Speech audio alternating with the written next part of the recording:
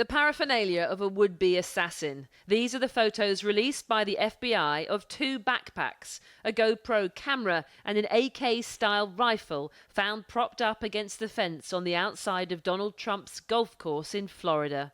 And this is the suspect, a 58-year-old man named Ryan Wesley Routh, who has now been charged with 2 federal gun crimes in what the FBI believed was an apparent attempt to assassinate the former president as he played golf with a friend around 2 o'clock yesterday afternoon. This is Donald Trump's golf club in West Palm Beach here in Florida, where he was playing around with a financial donor friend yesterday when a gunman came within a couple of 100 yards of being able to shoot him. Donald Trump did escape uninjured, but what happened here yesterday is nothing short of incredulous, given it was the second assassination attempt on his life in just over 2 months, and comes just under 2 months before November's election, where he is running to be president. If the atmosphere between the pro and anti-Trump camps was fraught before, then this surely will up the ante further still. Here's what we know so far. This visualization on the golf course's website shows where the attempt on the former president's life became apparent, between the 5th and 6th hole, when one of his Secret Service agents, who'd gone ahead to make sure the path was clear, spotted the barrel of a rifle poking through the bushes on the perimeter fence of the golf course. The agent immediately fired shots towards the person holding the firearm, who fled in his car along the I-95 highway. The entire area was locked down and Mr. Trump taken to safety inside. The local Palm Beach County Sheriff said a witness immediately came forward. Fortunately, we were able to locate a witness that came to us and said, hey, I saw the guy running out of the bushes. He jumped into a black Nissan, and I took a picture of the vehicle and the tag, which was great. The car in question was pulled over at a traffic stop some 45 miles up the highway and the man inside detained. Soon the former president's motorcade was seen travelling back to his Mar-a-Lago resort about 10 minutes away, and shortly after, Mr. Trump issued a characteristically defiant statement. There were gunshots in my vicinity, but before rumours start spiralling out of control, I wanted you to hear this first. I am safe and well. Nothing will slow me down. I will never surrender. The sentiment exactly the same as when the former president was shot at on July the 13th during a rally in Pennsylvania, when he famously emerged with a bloodied ear and a defiant fist in the air, mouthing the words, "Fight, fight, fight." As they did then, Republicans have quickly rallied round the former president. The House Speaker, Mike Johnson, who was on his way to Mar-a-Lago at the time of the incident yesterday, praised the former president as unstoppable. The attack was also quickly condemned by his presidential rival, Kamala Harris, who said she was glad Trump was safe and said the incident must not lead to more violence. But politicians, including President Biden, have raised questions about the Secret Service, still reeling from its failure to prevent the previous assassination attempt.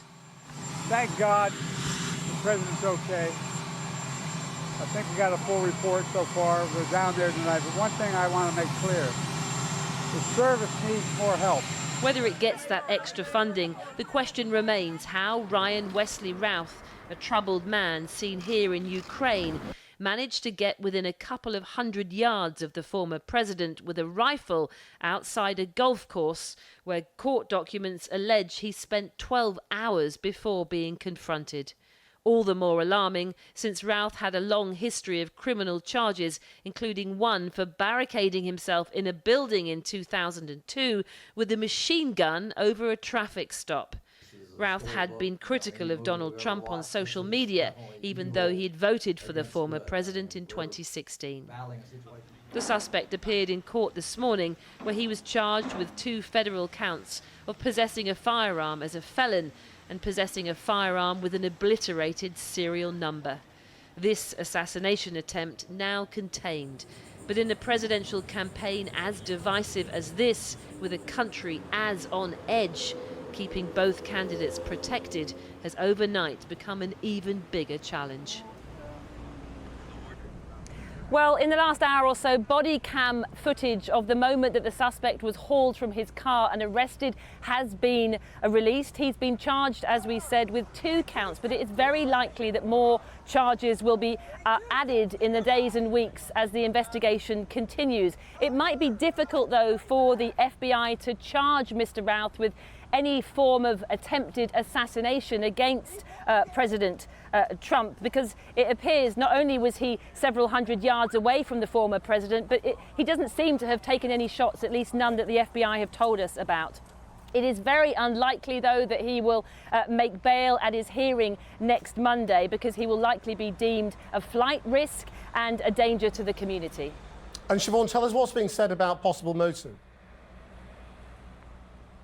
Well, not much at the moment. You mentioned Ukraine there earlier, but it is not clear why this man would have wanted to shoot President Trump. He had reportedly recently written on his Twitter account that democracy is on the ballot in the November election, echoing very much what the president and the vice president say. That is clearly what Donald Trump believes. He chimed in today, was quoted on the Fox News website, blaming the president and the vice president for the second assassination attempt, saying that because of their rhetoric, he said, the bullets are flying and it will only get worse. I think there is a very real fear that all this could lead to an uptick in political violence, not just on a local level, but also potentially against both candidates as they crisscross their way around America campaigning between now and November.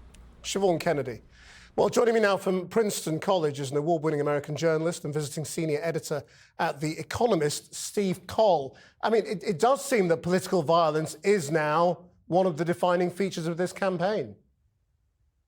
I think you're right. It has been a long time, since 1968, that we've had such active assassination attempts during a presidential campaign, and the atmosphere, of course, is quite heated.